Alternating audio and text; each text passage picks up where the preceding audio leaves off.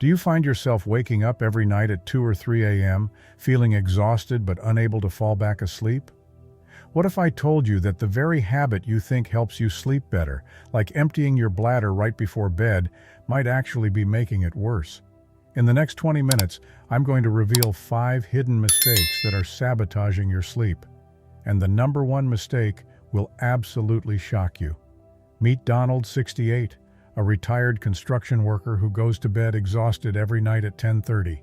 He falls asleep quickly, then jolts awake at 2 a.m. with an urgent need to use the bathroom, then again at 4 a.m., sometimes 5:30. He's tried everything. No water 3 hours before bed, no evening coffee, no salty snacks. Nothing works. Donald feels like his body is betraying him while his wife sleeps peacefully beside him. Here's what Donald didn't know, and what his doctor never told him. His bedtime habits, sleeping position, even his bedroom temperature were working against him. He was making 5 critical mistakes that kept flooding his system overnight. These same 5 mistakes affect millions of people over 60. But tonight, that changes. What I'm about to share helped Donald get his first full night's sleep in over 3 years. If you wake up multiple times each night feeling frustrated and exhausted, these 5 secrets could transform your sleep starting tonight. Let's count them down, from the sneakiest to the most shocking. Hash 5. The 3-hour illusion. The 5th biggest mistake is believing that stopping your fluid intake 3 hours before bed is enough to sleep through the night. Let me tell you about Linda. She's 65, a retired teacher who follows every sleep rule she's ever heard.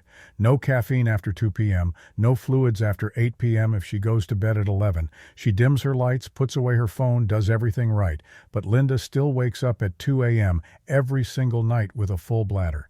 Here's what Linda didn't understand about her aging body. After age 60, your kidneys produce less of something called antidiuretic hormone, or ADH. This hormone is like a night shift supervisor for your kidneys. It's supposed to tell them to slow down urine production while you sleep. But when ADH levels drop, your kidneys keep working at full speed all night long. It's like having a factory that never gets the memo to reduce production. A fascinating study published in the Journal of Urology followed 200 adults over 65. They discovered something remarkable. When people extended their no-fluid rule from 3 hours to 4 hours before bedtime, nighttime bathroom trips dropped by more than 50%. Think about it this way. If you go to bed at 11 p.m., your last drink should be at 7 p.m., not 8 p.m. That 1 extra hour gives your kidneys time to process everything and your ADH levels time to kick in properly. Linda tried this simple change and went from waking up twice a night to sleeping through until 6 a.m. She told me it felt like getting her life back. If this sounds like your story, drop the word guilty in the comments below. Up next, we're talking about the sneaky foods on your dinner plate that might be flooding your bladder while you sleep. Hash 4. The midnight meal. The 4th mistake is eating the wrong foods too close to bedtime, turning your dinner into an overnight diuretic. Frank is 71, a retired accountant who loves his evening routine. After dinner, he settles into his favorite chair with a small snack, usually some crackers with cheese, maybe some celery sticks, or a handful of salted nuts. He thought these were healthy choices. What Frank didn't realize is that he was essentially programming his body to wake up thirsty and with a full bladder. Here's the science that will surprise you.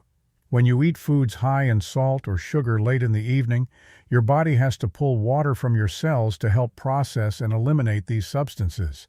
It's like your kidneys are working overtime, creating extra urine while you're trying to sleep. Salt is particularly sneaky. That innocent handful of crackers or those healthy celery sticks can contain enough sodium to trigger this response.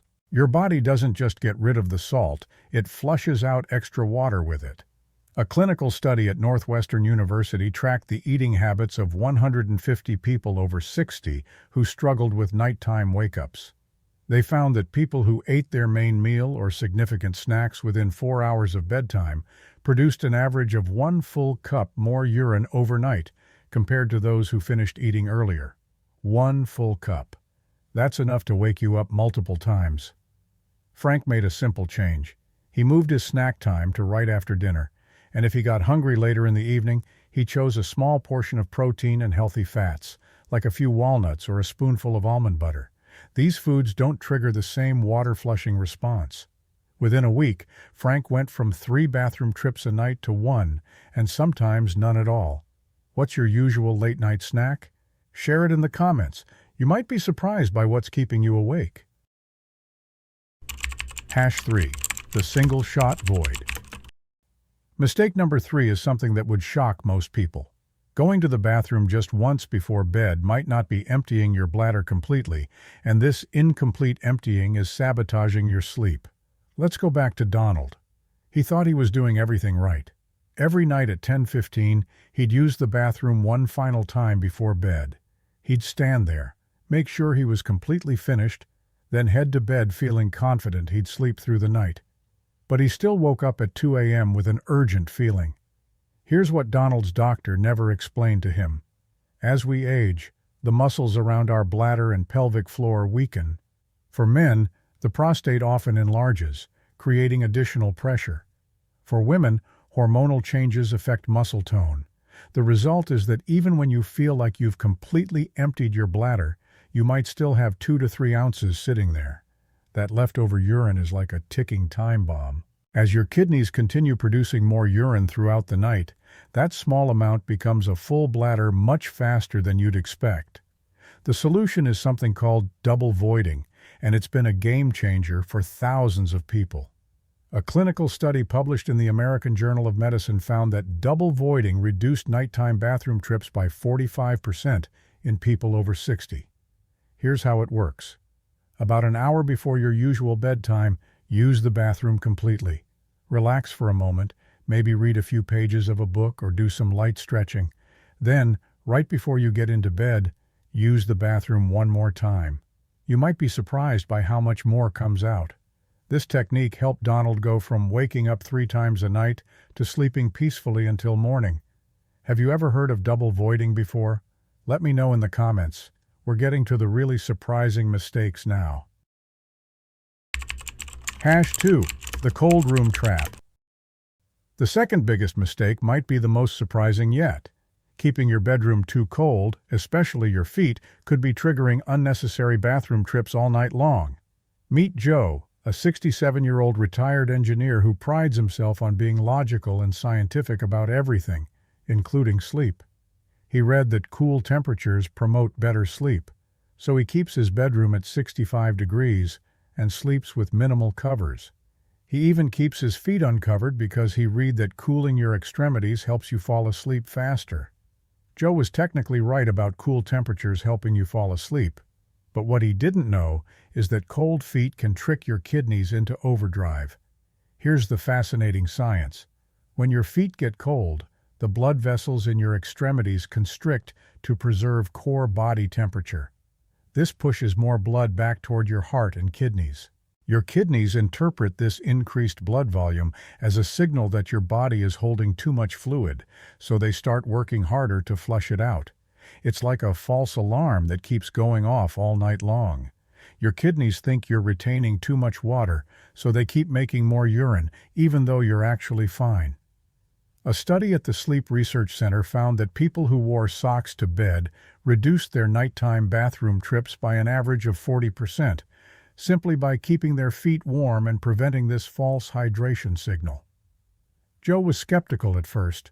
Wearing socks to bed felt uncomfortable, but he tried it along with setting his thermostat to 68 degrees instead of 65. The first night, he went from his usual 3 bathroom trips to just 1. By the end of the week, he was sleeping through the night most nights. Are you a warm sleeper or a cool sleeper? Share your preference in the comments below, because we're about to reveal the #1 mistake, and it's going to change everything you think you know about nighttime sleep. #1. The level body lie. The #1 mistake that's stealing your sleep might be the most shocking of all. Lying flat in bed at night could be the worst possible position if you want to avoid multiple bathroom trips. This discovery changed everything for Donald. During his days building houses, he spent hours on his feet. Like most of us, fluid would naturally pool in his legs and feet due to gravity. This is completely normal. Your body is designed to handle this. But here's what happens when Donald lies down at night. All that fluid that's been sitting in his legs suddenly gets redistributed back into his bloodstream. It's like opening a dam. Within minutes of lying flat, his circulatory system is flooded with extra fluid that needs to be processed. His kidneys don't know this is just redistributed fluid from his legs. They interpret it as excess hydration and immediately start working to flush it out. It's like his kidneys are saying, "Emergency, too much fluid. Start making urine immediately." A groundbreaking study at the University of Pennsylvania studied this exact phenomenon. They had participants elevate their legs above heart level for just 60 minutes before bedtime. The results were remarkable. Nighttime bathroom trips were reduced by nearly 60%. The solution is surprisingly simple. 1 hour before your usual bedtime, lie on your couch or bed with your legs elevated on pillows, positioning them above the level of your heart. This allows gravity to gently redistribute that pooled fluid while you're still awake, so your kidneys can process it before you try to sleep. Donald started doing this while watching his evening news program. He'd prop his legs up on the arm of his recliner for an hour. That first night, he slept for 7 straight hours, something he hadn't done in over 3 years. Will you try this tonight? Let me know in the comments below. Rule of 1. Let me share something that ties all of these discoveries together, what I call the Rule of 1. Your body after 60 operates differently than it did at 40. Your kidneys, your hormones, your circulation, your muscle tone, everything has shifted. But instead of fighting these changes, you can work with them. The Rule of 1 is simple. Make one small change in each area, and the combined effect is extraordinary. 1 extra hour without fluids before bed, 1 change to your evening snack timing, 1 additional bathroom trip, 1 adjustment to your room temperature, 1 hour with your legs elevated. Each change might seem small by itself, but together they create a cascade of better sleep. It's like tuning an instrument. Each small adjustment brings you closer to perfect harmony. Donald tried all 5 changes over the course of 2 weeks. He didn't overwhelm himself by doing everything at once. He started with elevating his legs, then added the 4-hour fluid rule, then adjusted his snacking schedule. By the end of the 2nd week, Donald was sleeping through the night 6 out of 7 nights. His energy during the day improved dramatically. His mood brightened. His relationship with his wife got better because he wasn't grumpy from exhaustion. Most importantly, Donald stopped feeling like his body was betraying him. He realized he wasn't broken. He just needed to understand his body's new language. The same thing can happen for you. You don't have to accept waking up multiple times each night as just part of getting older. These aren't the inevitable consequences of aging. They're solvable problems with simple solutions. Your body is still capable of deep, restorative sleep. You just need the right tools to unlock it. If Donald's story sounds like your story, you're not alone.